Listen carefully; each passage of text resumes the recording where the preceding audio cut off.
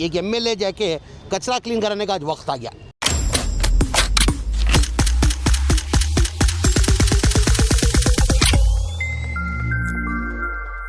कचरे का ढेर पड़ा हुआ था, देख के मेरे को ताज्जुब हुआ, आदमी लोग कैसा ऐसा जिंदगी करके।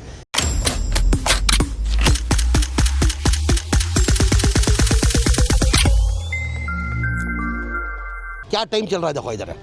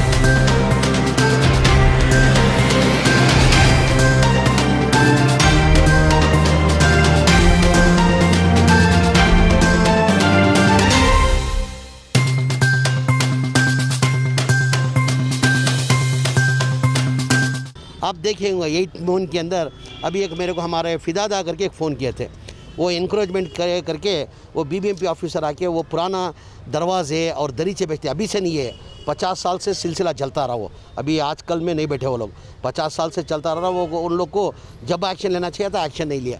अभी उनको सडनली बीबीएमपी ऑफिसर कोर्ट का ऑर्डर लेके उनको जाके पूरा सामान उठाने के लिए गए थे।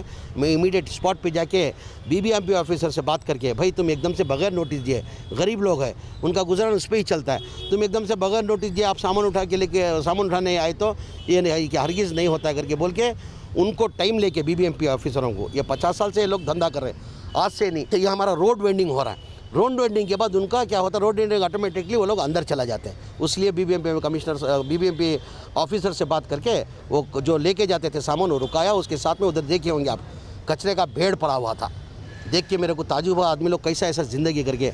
यानी ऐसा वक्त आ गया, देखो मेरी हल्के के अंदर एक एमएलए जाके कचरा क्लीन कराने का आज वक्त आ गया। क्या टाइम चल रहा है देखो इधर।